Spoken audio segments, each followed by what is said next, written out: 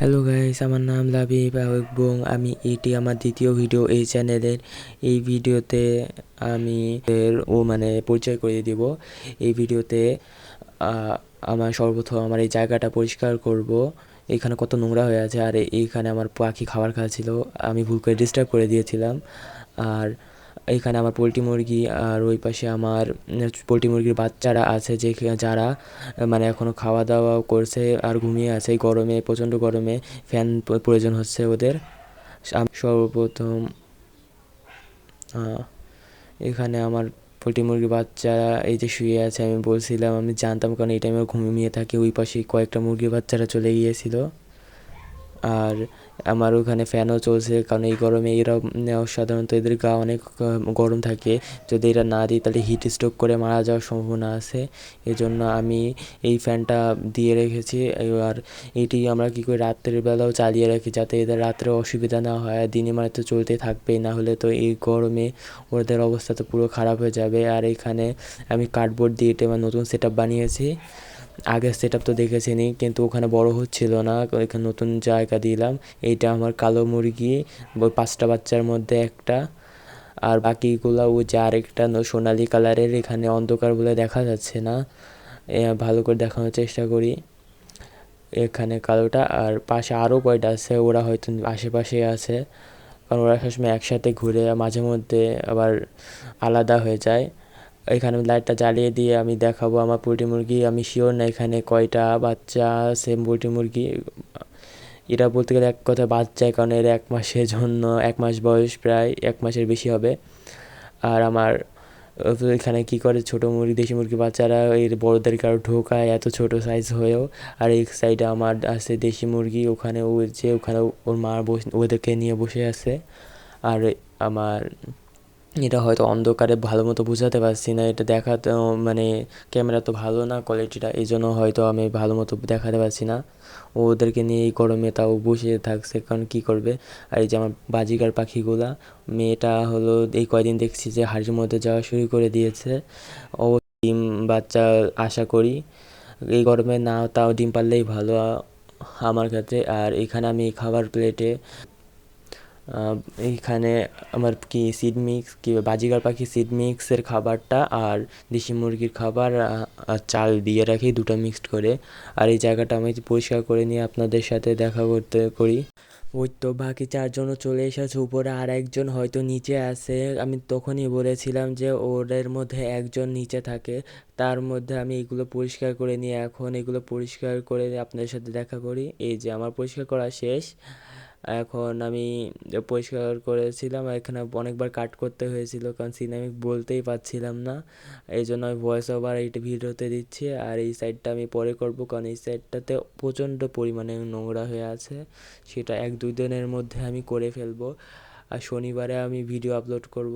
আর 1 সপ্তাহ পর্যন্ত আপনারা আর ভিডিও নাও পেতে পারেন। আর এই সাইডটা পরিষ্কার করা বাকি আছে, কারণ এই সাইডটাও নোংরা। এইটা আমার দেশি মুরগি যেখানে থাকে এই সাইডে, ওরা ওইখানে প্রচণ্ড পরিমাণে খাবার নষ্ট করে। এই যে খাবারটা নোংরা করেছে। আর যে ওরা ছোটো বাচ্চা 5টা আছে, তারা যদি এখানে আসেও, দেশি মুরগি কী করে ওদেরকে ঠকিয়ে তাড়িয়ে দেয়। ওরা নিজেরাও খাবে না, ও আর বাচ্চাদেরকেও খেতেও দিবে না। আমি হয়তো এই ক্যামেরা ভালো না হওয়ার কারণে ভিডিওটা ভালো মতো তাদেরকে দেখাতে পারছি না, কারণ তারা ছায়ায় যেয়ে বসে আছে এই প্রচণ্ড গরমে। ছায়ায় বসে আছে। এই যে আরেকটা বাচ্চা, যে আমার ওই যে পোলট্রি মুরগির খাবার পরিষ্কার করছিলাম তখন, ওখানে দিয়েছিলাম, তা খাচ্ছে। আর ওরা কী করে, ওদের একটা বদ স্বভাব হলো, ওরা এই ফর্মগুলো সব খেয়ে ফেলে। এই যা দেখেন এখানে কত বড় বড় ছিদ্র করে দিয়েছে। এই যে ওদের খাবারের অভাব থাকে না, ওদের পোলট্রি মুরগি ওখানে যে খায়, তারপরে নিচে ওখানে থাল আমি আলাদাভাবে ওদেরকে দিয়ে দিই, যাতে খেতে পারে। তারপরে ওরা এইসব এসে খায়। ওরে এটা খারাপ স্বভাব, ওই সাইডে চলে গেছিলো, এই যে আবার বেরিয়েছে আমার ভয়তে। এদের একটা মজার বিষয় হলো, এটা আমার ছোটোবেলা থেকে হাতে খেয়ে বড় হয়েছে। আমি ওদেরকে যখনই ডাক দিব, মাটিতে আমি মুঠো করে বাড়ি দিব 2-3 বার, তখন দেখবেন যে ওরা তাড়াতাড়ি চলে আসবে। এটা আমি অন্য কোনো দিন আমি আপনাদেরকে দেখাবো। আজকে আমি এই বাজিগার পাখির খাবারটা পরিষ্কার করে নিব। এখানে আমার ভিডিও কোয়ালিটিটা খারাপ হয়ে গেছে, কারণ আমি মানে এটা আমি খেয়াল করিনি, আমি শুধু তালা খোলা নিয়ে ব্যস্ত ছিলাম, এই জন্য আমি ঠিক মতো দেখতে পাইনি। আবার ট্রেটাও পরিষ্কার করতে হবে, ট্রেতে অনেক ময়লা জমেছে। আমি এক হাতে ক্যামেরা ধরে এক হাতে খাবার মানে নিয়ে আমি ভিডিও বানাতে পারবো না, সেজন্য আমি ভিডিওটি কাট করে নিয়ে তারপর যে আপনাদের সাথে দেখা করছি। এই যে আমার খাবার পরিষ্কার করা শেষ, এখন আমি আমার মানে বাজিকার পাখির খাঁচায় খাবারটা দিয়ে দেবো। দিয়ে আমি এখানে মানে বাজিকার পাখি আশা করি তাড়াতাড়ি ডিম দিয়ে দিবে, কিন্তু আমি চাচ্ছি না যে তাড়াতাড়ি দিক, কারণ এইখানে অনেক গরমের সিজন, মানে বর্ষা আসছে তারপরেও অনেক প্রচণ্ড গরম। এই গরমে ডিম ফোটার চান্স খুবই কম। এখানে আমার বাজিকার পাখি খাবার, তারপরে সরঞ্জাম সব কিছুই থাকে। এখানে আমি মানে আমার বাজিকার পাখি, আর এখানে চাল থাকে মুরগিদের, দেশি মুরগি দেওয়ার জন্য। এখানে মানে এই এই ঘরটাতে দেশি মুরগি আর বাজিকারের জন্য প্রয়োজনীয় সব জিনিসপত্র দেওয়া। আর এই সাইডে আমার পোলট্রি মুরগির খাবারের সব জিনিসপত্র, এইখানে আমি পোলট্রি মুরগির খাবার মাবার সব রাখা হয়।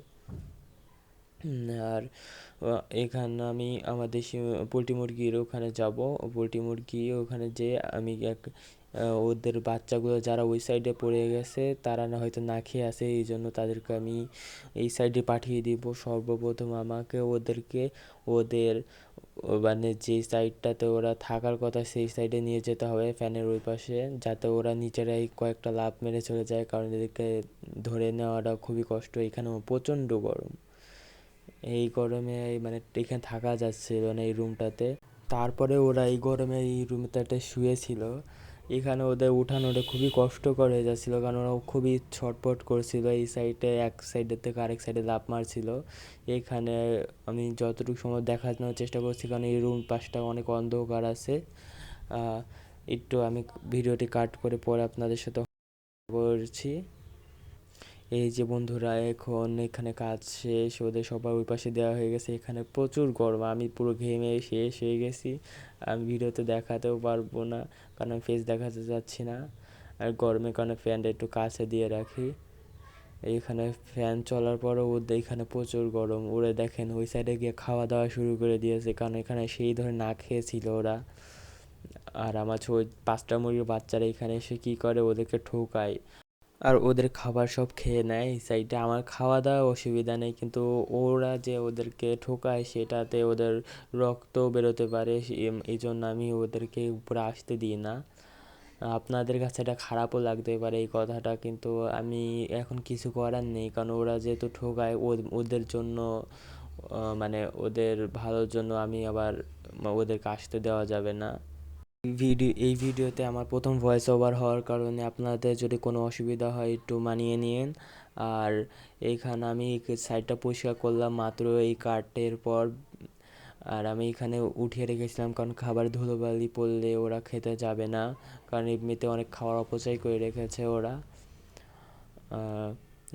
ওখানে এখন আমি মানে একটু দেখবো ডিম আছে নাকি, কারণ উনি মানে যার কাছে কিনেছিলাম তিনি বলছে ডিম পারবে কয়েকদিনের মধ্যেই, কিন্তু এখন তো দেখছি তো না, ডিম নেই।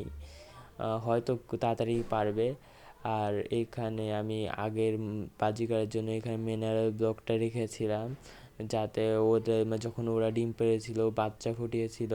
আর আমার ওই মানে বাজিকার পাখি উড়ে যাওয়ার গল্পটা অন্য দিন বলবো, আজকে আর বেশিক্ষণ ভিডিও বানাবো না। আজকের জন্য আমি হয়তো এই পর্যন্তই বানাবো, আর দেখা হবে অন্য একদিন। আসসালামু আলাইকুম। Please like and subscribe in this video.